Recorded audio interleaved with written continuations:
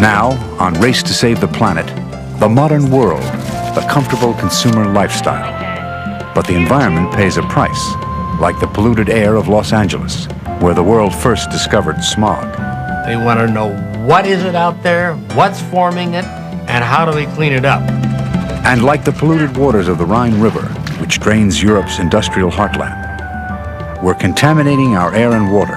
We're destroying nature and harming ourselves in the process. Do we really want to live this way?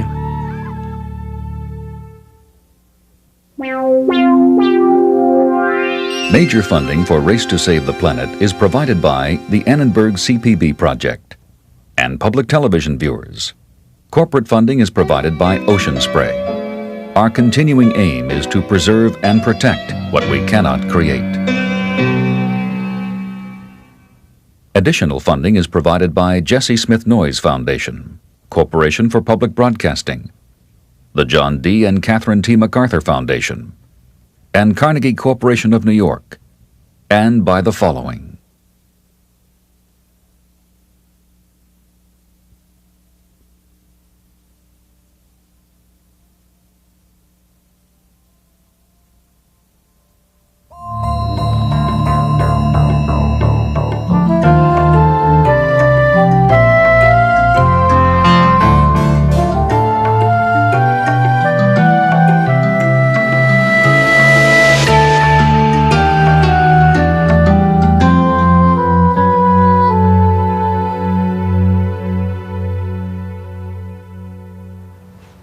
We have such short memories, don't we?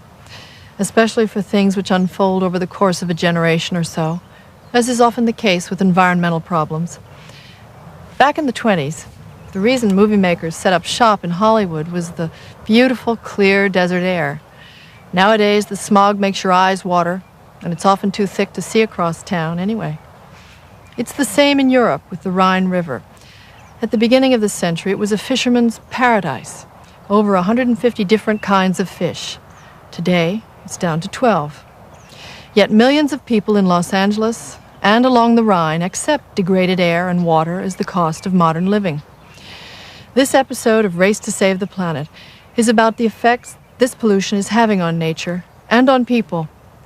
We chose Los Angeles and the Rhine because they're so well known, but they're not unusual. We could have made the same program about hundreds of cities and rivers in the world today.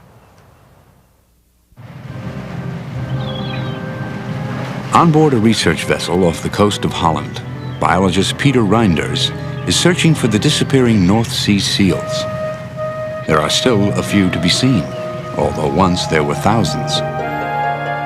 The seals have fallen victim to pollution. Pollution that begins in Europe's industrial heartland, is carried for hundreds of miles down the great River Rhine, and then flows out to sea. The seals died for this: the luxurious lifestyle which consumes the endless products of modern industry. The lifestyle of affluence. Look at these! The consumer lifestyle stretches across the world. Here too. But wherever it's found, the environment always pays the price. In the mountains above Los Angeles, these stands of ponderosa pine are studied by forester Paul Miller. The trees are sick and dying, like the North Sea seals, victims of pollution that's come from far away. Is damage to the environment an inevitable part of our world today?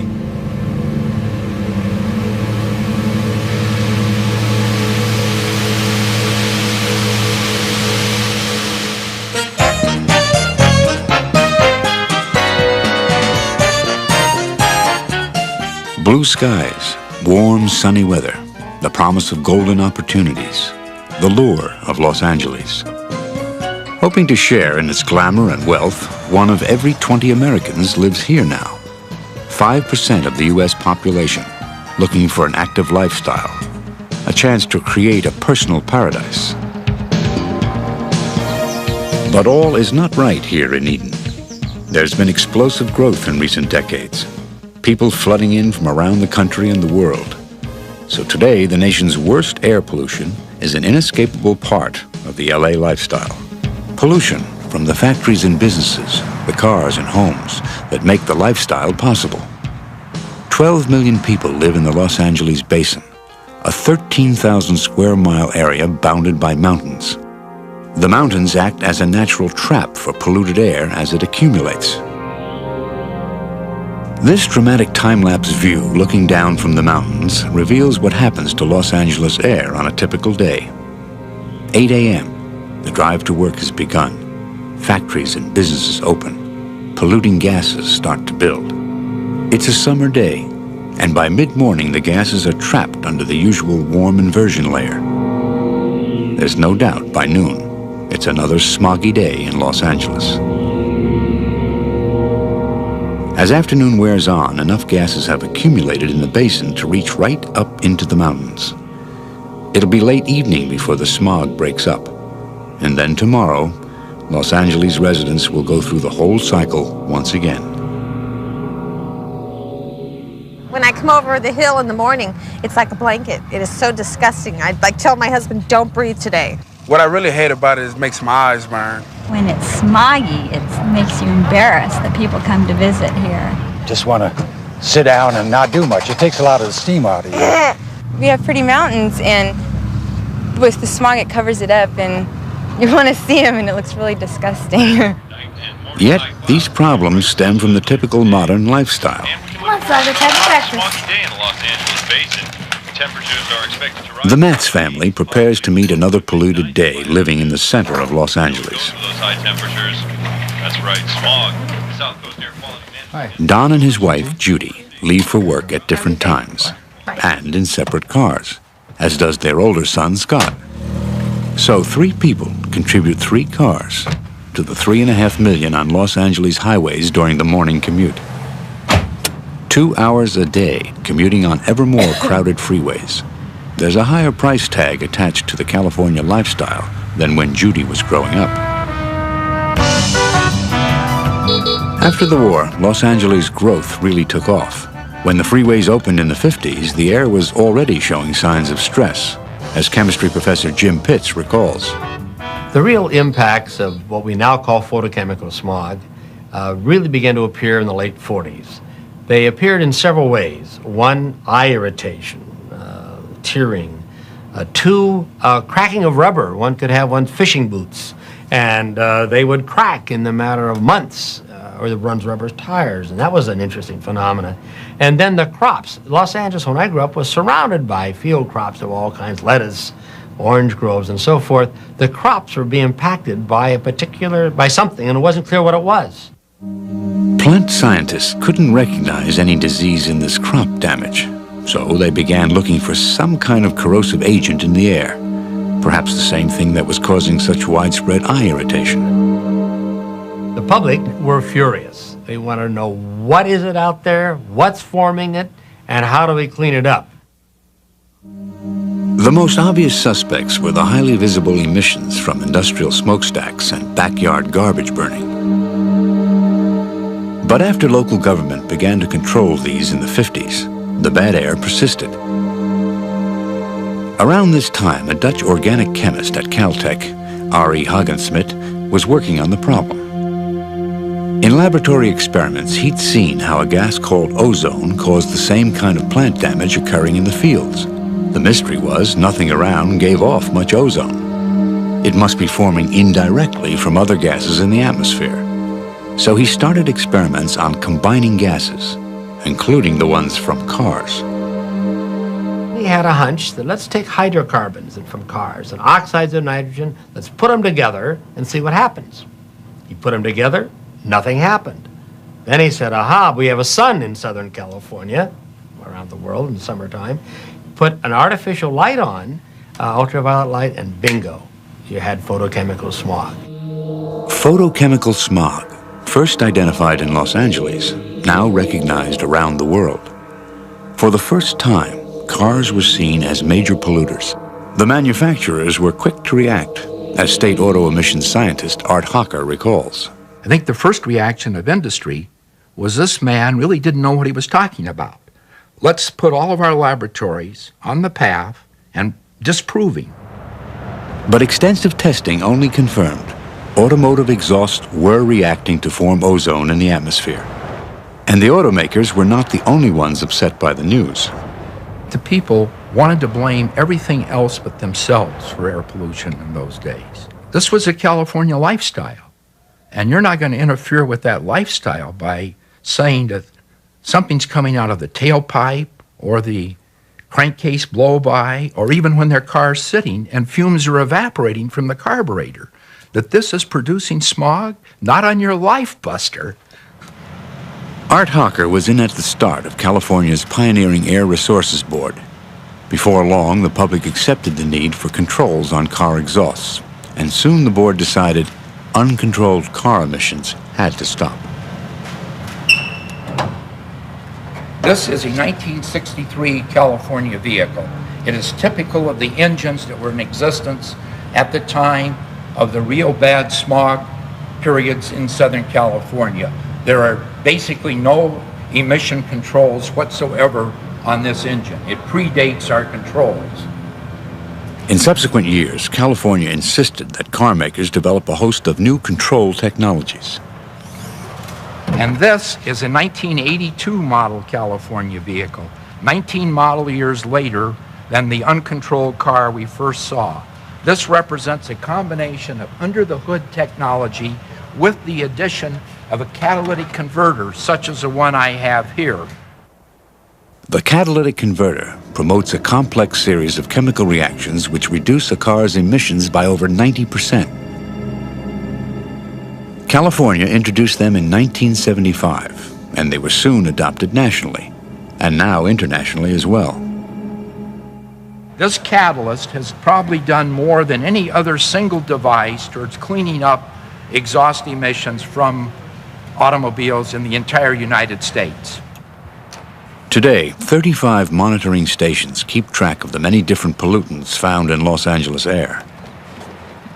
This clean white filter will be used to collect tiny airborne particles over the next 24 hours. Such particles have multiple sources: cars, trucks, power plants, factories. All the filters end up here at this regional laboratory, where Marjo Wadley, the director, has seen how air quality has changed over the last 20 years.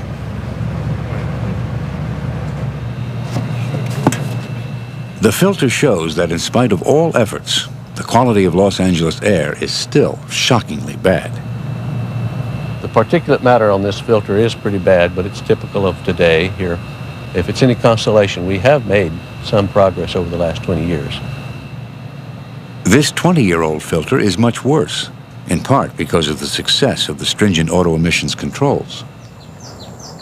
So, in 20 years, airborne particles have been reduced, and ozone has too. But, it seems, that's not good enough.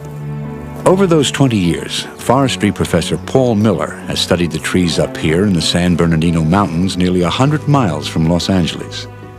He sees the same kind of forest damage that's so widespread in industrialized countries today. Acid rain is the likely culprit in many areas, but here it's ozone from Los Angeles. In both cases, the pollution affects areas far removed from the source. The symptoms, yellow sparse needles, are sadly familiar to foresters in Europe, Scandinavia, and America. This is a ponderosa pine branch with its normal complement of foliage. It has 1, 2, 3, 4, 5 annual needle whorls.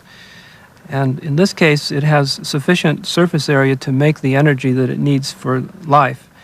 On the other hand, with this branch, which is ozone damaged, it's reduced down to only 2 annual whorls, so it has a limited capacity for producing the energy that it needs to survive, and eventually will become debilitated and weakened and perhaps killed by other agents.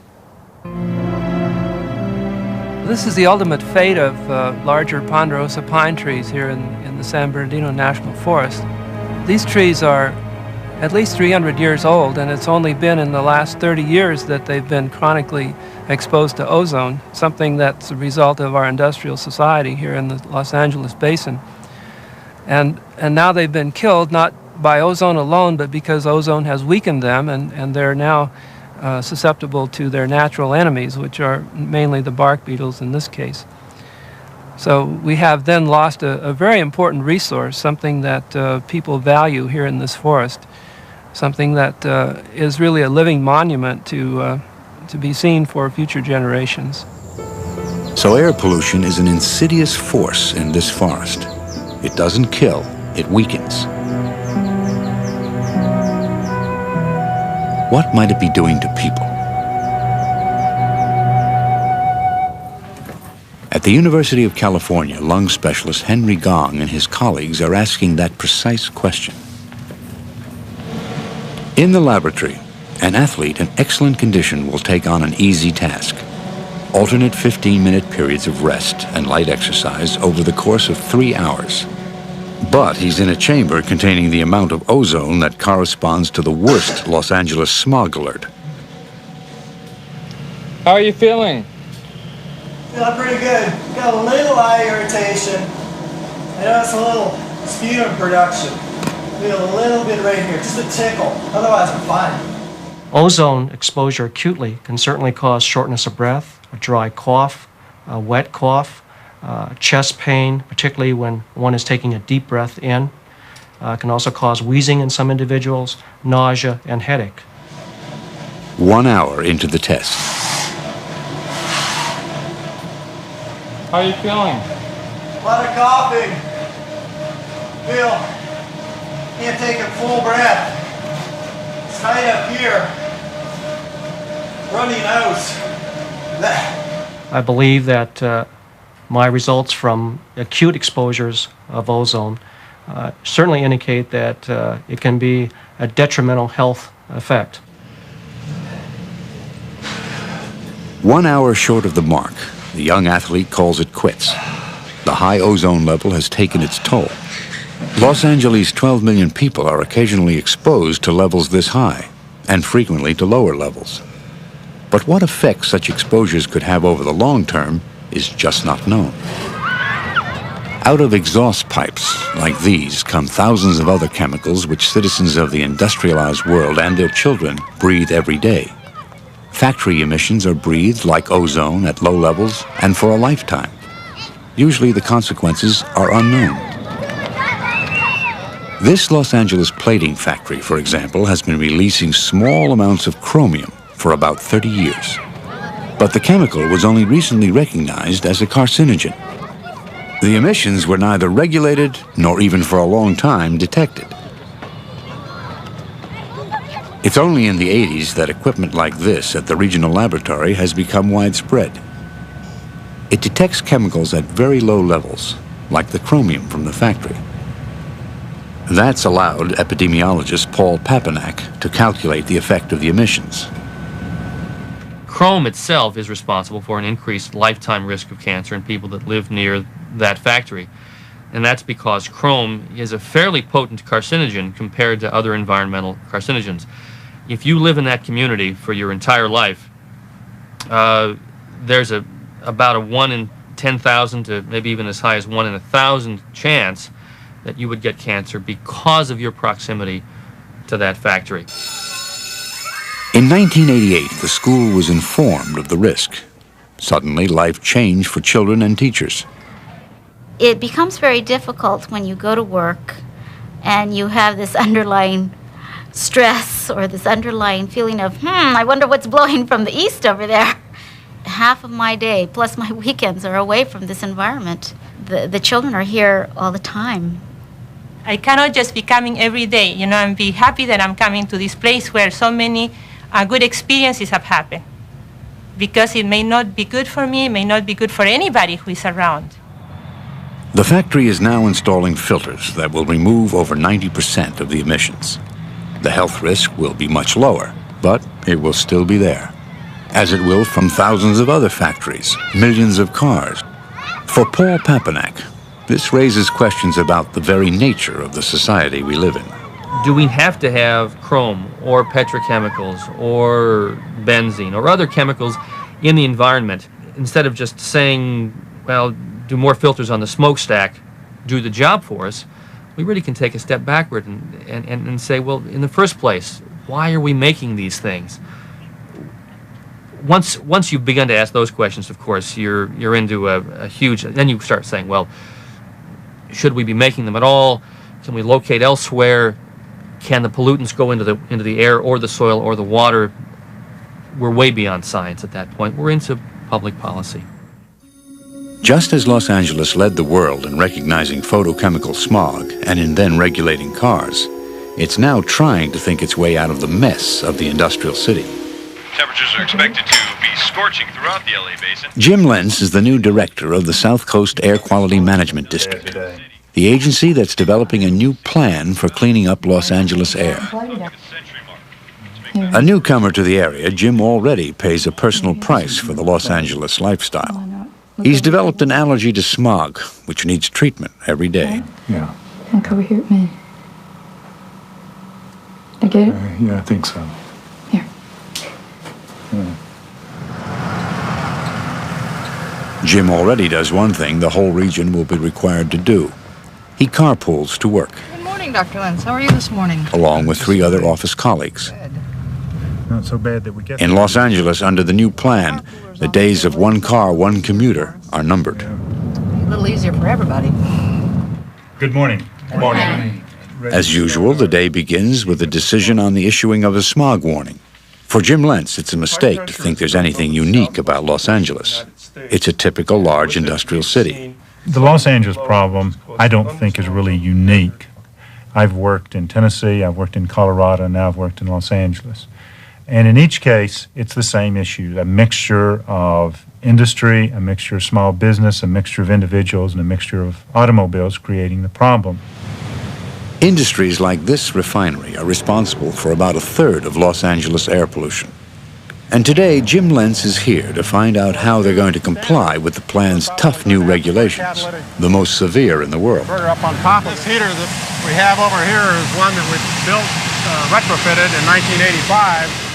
The entire upper half of this unit is like a catalytic converter on a car. Many more will now be needed. We'll have to put this type of technology on nearly every heater in the yard. There'll be some of the smaller ones we can meet with low NOx burners, but this is the state of the art. It's the thing of the next 10 years. Even recently built units will have to be upgraded, and that's expensive, although not impossible for large companies. What do you think the cost of this installation is going to be? This one will probably cost us about $10 million to retrofit. Refineries are usually the largest individual polluters in an area, equivalent to about 25,000 cars.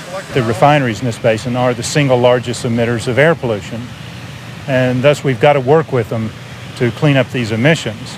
A refinery like this can produce literally 10, 20, 30 tons of emissions every day. While big industry is used to regulation, for the first time, the Los Angeles plan is taking on the 30,000 small businesses like dry cleaners, at present unregulated. The challenge that will present can be seen here, in this car body shop. Every aerosol, every paint can is packed with materials destined for release into the air. Paint booths, often in poor condition now, will have to be completely redesigned to effectively capture the spray and recycle solvents.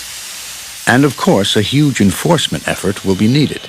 It'll be costly and unpopular, but for Jim Lentz, there's no alternative.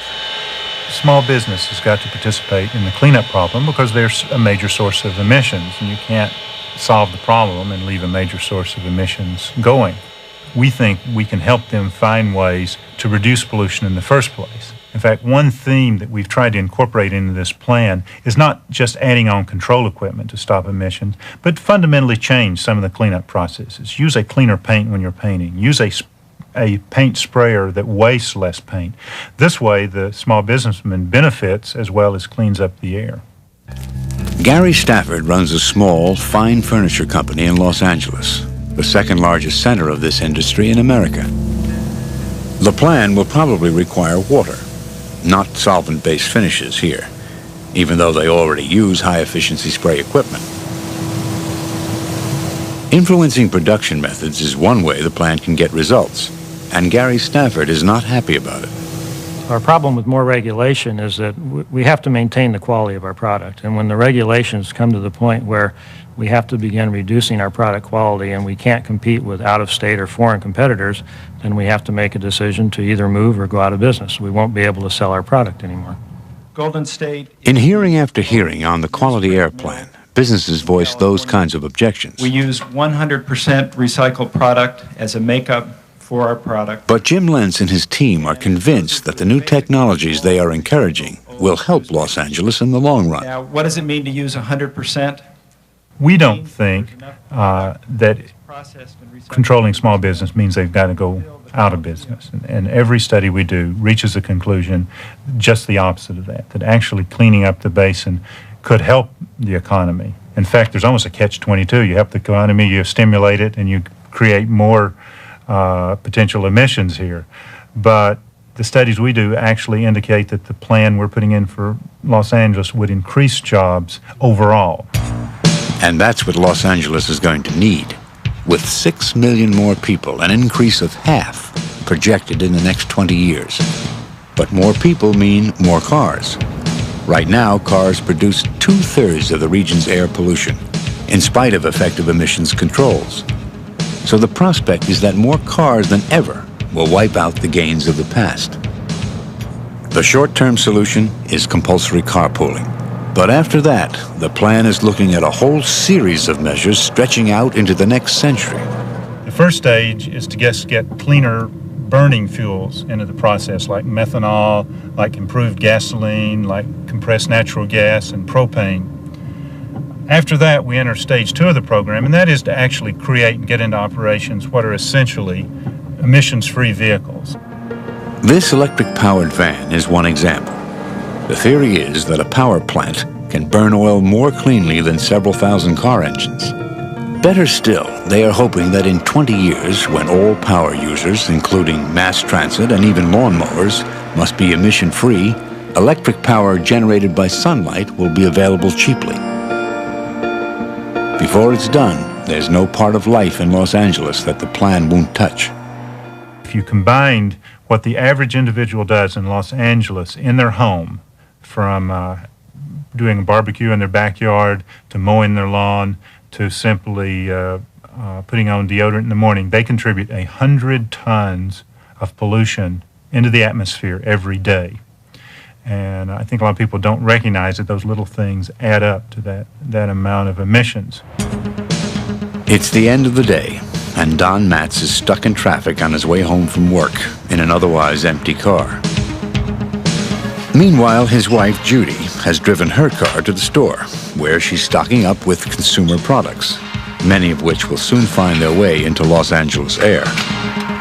Scott, at home, is doing some of those little things which, along with everybody else, add up, and up, and up.